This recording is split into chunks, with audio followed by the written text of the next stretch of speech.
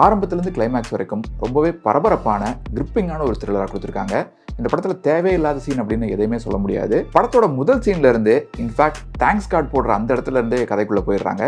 விறுவிறுப்புக்கும் டென்ஷனுக்கும் பஞ்சமே இல்லாத மாதிரி இன்ட்ரெஸ்டிங்கான ஒரு ஸ்க்ரீன் ப்ளே பண்ணியிருக்காங்க.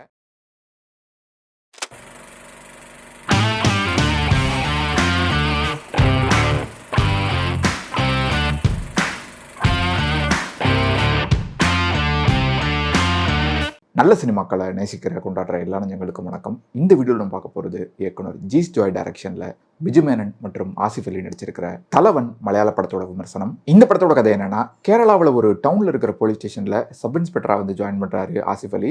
அதே ஸ்டேஷனில் சர்க்கிள் இன்ஸ்பெக்டராக வேலை பார்த்துட்டு இருக்காரு பிஜு மேனன்.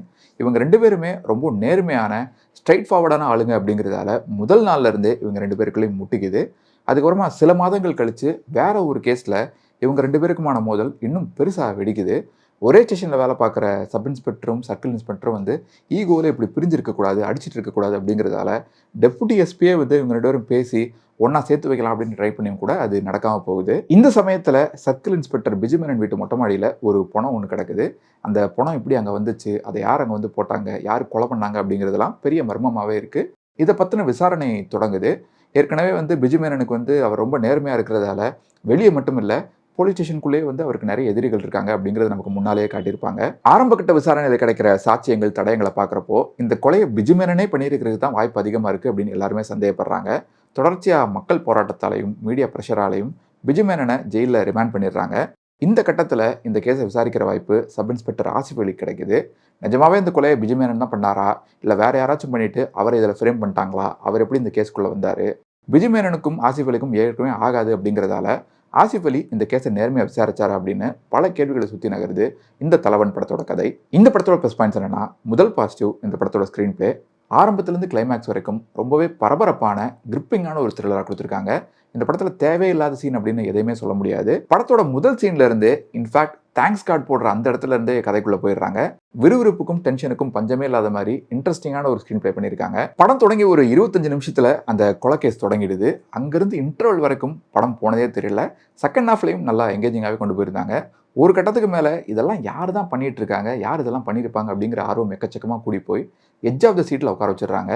உதாரணத்துக்கு செகண்ட் ஹாஃபில் ஆசிஃப் அலி வீட்டில் வரக்கூடிய ஒரு சீனை உதாரணமாக சொல்லலாம். அதே போல் போலீஸ் ப்ரொசீஜர்ஸ் பற்றியும் நிறையவே டீட்டெயிலிங் பண்ணியிருந்தாங்க. போலீஸ் ஆஃபீஸர்ஸ் இடையிலான ஈகோவையும் மிகச்சிறப்பாக காட்சிப்படுத்தியிருந்தாங்க. ஆசிஃப் அலி பிஜு மேனன் இடையிலான காட்சிகள், நேற்று நான் இங்கே தான் இருந்தேன் அப்படிங்கிற விஷயத்த எஸ்பி கிட்ட சொல்லாத அப்படின்னு டிஎஸ்பி கேட்கக்கூடிய சீன், ஒரு போலீஸ் ஆஃபீஸருக்கு சர்வைவல் மட்டும்தான் முக்கியம் அப்படின்னு பிஜு மேனன் சொல்கிற சீன், இந்த மாதிரி நிறைய காட்சிகள் ரசிக்க முடியிருந்தது. இந்த படத்தோட இறுதியில் பார்ட் 2க்கு ஒரு லீட் சீன் ஒன்று வச்சிருக்காங்க. அது கூட ஆர்கானிக்காக தான் தெரிஞ்சது, சும்மா பேருக்கு வைக்கணுமே அப்படின்னு வச்ச மாதிரி இல்லை. அதே போல் ரொம்ப சீரியஸாக நகரக்கூடிய இந்த படத்தில் ஒரு ஸ்டோரி ரைட்டர் கேரக்டர் ஒன்று வரும். அந்த கேரக்டர் வரக்கூடிய 2 சீனுக்குமே தியேட்டரில் நல்ல ரெஸ்பான்ஸ் இருந்தது. என்ஓசி சர்டிஃபிகேட் கேட்கக்கூடிய அந்த சீனாகட்டும், சிங்கிள் தல் ராவணன் கதை சொல்லக்கூடிய அந்த சீனாகட்டும், 2 காட்சிகளுமே ரசிக்கும்படி இருந்தது, நல்லா ஃபன்னியாக இருந்தது. Coming to performances, Biju Menon as usual பட்டையை கிளப்பியிருக்காரு. இந்த படத்தோட டெம்போவை கூட்டுறதே வந்து பல காட்சிகளில் அந்த கேரக்டர் பண்ணக்கூடிய விஷயங்களும் அவரோட பெர்ஃபார்மன்ஸும் தான்.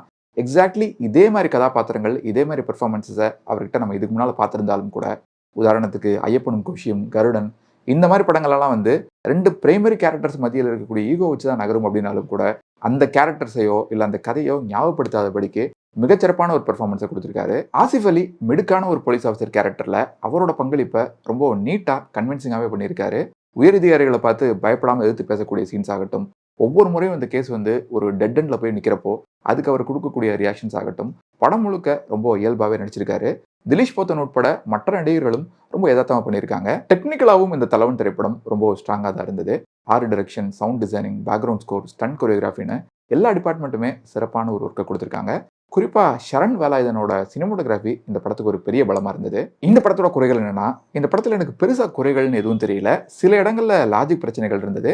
ஆனால் அதை பற்றியெல்லாம் பெருசாக யோசிக்க விடாதபடிக்கு நல்ல ரேசியான ஸ்க்ரீன் ப்ளே பண்ணியிருக்காங்க.